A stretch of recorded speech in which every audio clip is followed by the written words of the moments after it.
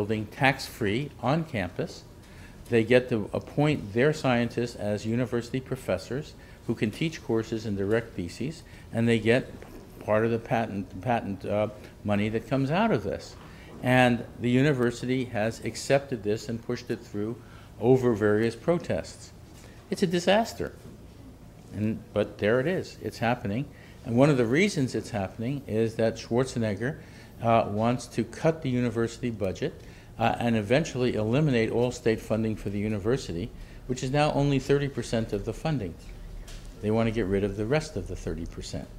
And they say what you need to do is just this, that is, to invite corporations in and have them profit from this.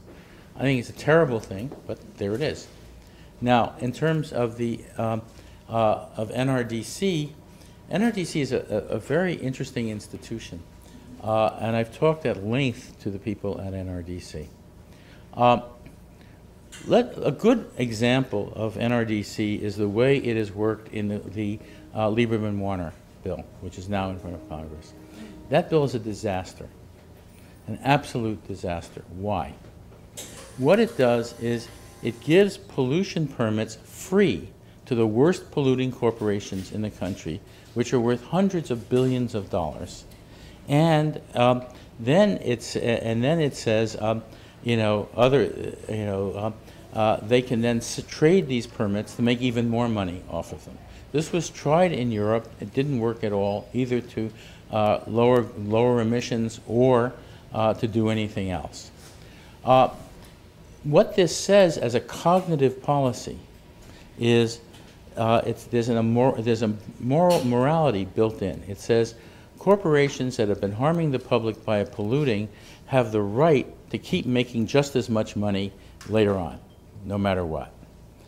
That's a horrible, horrible position to take. But that's implicit. That's the cognitive position implicit. Nobody mentions it. Nobody describes it. But it's there. We describe it in the Rockridge reports. Now, there's another proposal, a very interesting one that's not in Congress, by Peter Barnes, but is put forth today by Robert Reich over there in his op-ed in the Wall Street Journal. And he supports the Barnes proposal. He doesn't go into all the details he should, and I'll tell you what he doesn't do, but it's important. Barnes's proposal is based on an idea. And the idea is we all own the air. And we own it in such a way that we cannot transfer our ownership. It's like a trust. It's an inalienable ownership. We own it. What is pollution?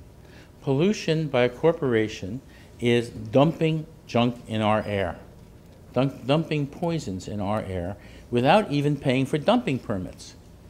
So, what do you do about it? He says, first, if you're going to put a cap, don't put a cap on the places that use the fuel. Put a cap on the distributors. There's only 1,000 of them. Put a cap there on distributors of carbon-based fuels, and then reduce the cap 2% a year for 40 years. So it's predictable and it's going to go down. And have those permits not given away, but sold at auction. In fact, Obama has said, okay, we'll do the auction version of this. A number of people have suggested it. Now, then it says, if you sell them at auction, they're going to, Exxon has to pay for the right to sell its gas. And it has to compete with other people who want to sell their gas and their coal and so on. So they're going to have to buy the permits. They're going to be worth, let's say, the first year, $150 billion. The proposal then says, where does the money go? It goes by electronic transfer into a trust. Let's call it the Sky Trust. And what happens then? It goes back to every citizen equally, each month by automatic transfer to their bank accounts. Okay? Now, if you have $150 billion going in, and there are 150 million adult Americans, that's $1,000 in each bank account. And if it's more, the estimate is back it's even more, it would be about $1,600 in each bank account. That would be your dividend for owning the air. Each year, as the value of the permits go up because they're scarcer, you get more in your bank account. You get a little statement that says, this is your dividend because you own the air. Now, what does this do across the country? It is a great economic stimulus, And it offsets the rising price of fuel, and it does it in a progressive way because rich people use more fuel than poor people. Great proposal, not in Congress. Okay? But notice it has a cognitive idea. Now, what is in Congress has an amendment by Barbara Boxer who says, yes, we should give 14% of the money back to the people in the form of tax credits. Tax credits are exactly the wrong way to do it because it doesn't have the idea that you own the air. It misses the point. The whole point is cognitive, to change the way people think about the environment. Okay, great. Mark. Okay. Please, Matt, I'm going to ask the question. Please. I just want to grapple with an assumption that I hear expressed throughout your talk and that I've read throughout your work. So I'll go back to the question about the Pennsylvania primary and the matter of how it is that Hillary won that, how she won in New Hampshire. You mentioned in passing Bush placing him in the tradition of Reagan winning elections through a very successful kind of framing and so on. I would suggest that the Bush Republicans have excelled not only at framing over the years, because they certainly have done so, but they have also excelled at they've also excelled at gaming the electoral system. Now let's take New Hampshire, for example.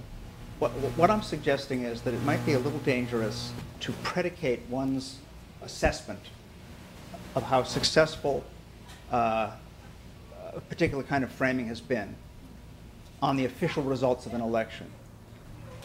And here I'm going to mention some things that no one knows because they aren't covered. The question of why they aren't covered is something you could probably explain. But in New Hampshire, for example, which we assume Hillary won, and then we come up with explanations for why she won it, 84% of the vote in New Hampshire is counted by optical scanners. The rest are counted by hand.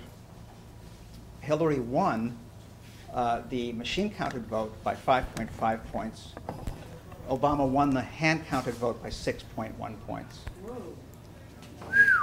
Not only that, but a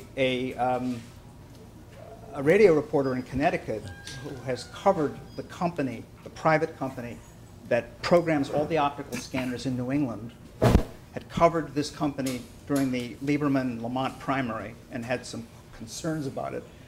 She randomly called half a dozen town clerks in New Hampshire after the primary and asked them, did you have any problems with your machines? They all said, oh, no, we didn't, because someone from LHS came by before the election and they fixed the memory card so it worked fine. Okay? Now, what I'm suggesting is that we may underestimate, I'm not suggesting the Democrats are good at framing because I'm the first to agree with you that they stink at it, but I do think that more of us may reject what you're calling a conservative frame than we think, because the narrative, the official narrative about our elections is so deeply distorted. And it's distorted because the press will go with the simplest explanation. They will go with any explanation rather than discuss the possibility of fraud. So they'll say, oh, Hillary cried, so everybody voted for her, you know. Or they're racists in New Hampshire, and they wouldn't tell pollsters that they refused to vote. All this stuff is just what we call just so theory. Mm-hmm. You know, it's not based on any evidence, but it gets us off the hook, you see. So I guess what I'm saying is simultaneously very scary, but also good news in a sense, because I don't actually believe that this movement that we're contending with has ever really done very well at the polls. Well, that would be great if that's true. But notice the issue of framing a fraud, election fraud, is a very deep and complicated one. For example, suppose everybody thought that there was going to be fraud in the vote, why would they vote? See, I'm not voting for that reason. Well, what? That's ridiculous.